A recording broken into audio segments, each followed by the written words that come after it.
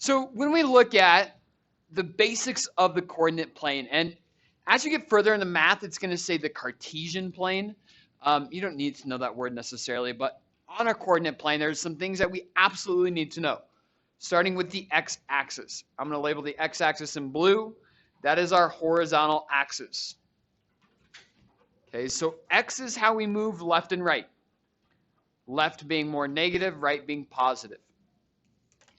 Then we have a y-axis. That's our vertical axis, so how we move up and down. I'm going to label that in red. Okay, and if you did not do this yesterday, or if you just got these note pages today, I want you to actually write it on there. So x-axis, and then y-axis.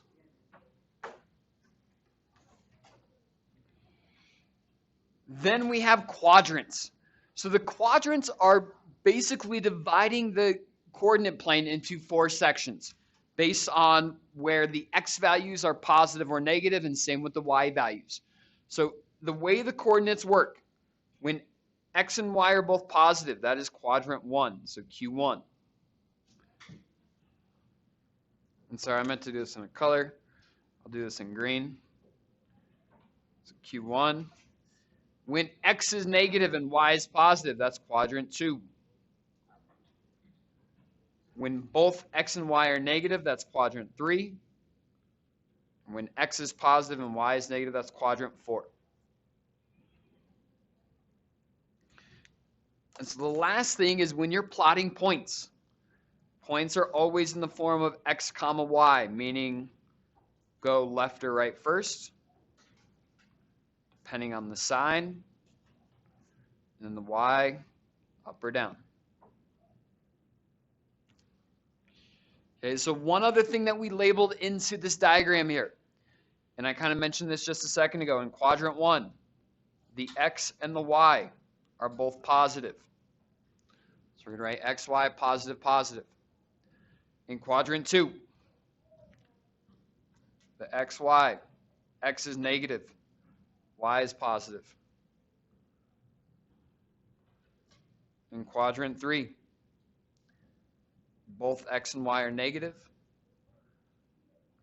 And then in quadrant 4, x is positive, y is negative. Okay, this is absolutely something we need to memorize. Okay. Now, hopefully this is not new. You should have at least done something like this back in middle school or in your previous math class. But they are fundamental to graphing, and you will be graphing in every math class that you take here at Fairview. So not knowing something like this or forgetting something like this can be problematic down the road. So the only thing that I want to do left with this, and then we're going to actually start our next lesson. I'll check this homework maybe if we have time today, but if not, I'll check it tomorrow. I may just not check it at all, actually.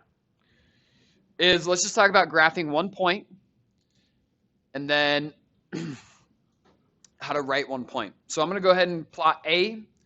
So it says 2, 6. For some of you, it might be helpful that when you see that you write that the 2 is x, the 6 is y. So this is telling me to plot this point. I need to go to where x is 2, so that's right 2 from, that's called the origin at 0, 0. Right 2 and then up 6. So this is point A, which is 2, 6. Again, not much to that. Hopefully that's not new to any of us. All right, and then we're going to do the opposite real quick and just reverse it. So given a point, let's write its coordinates. Let's go ahead and do one. Let's do A. So A, I'm noticing I'm having to go right 4. That means the x is 4. And then down 3, that means the y is negative 3. So from the center, right 4, down 3 to get to that specific point. Okay,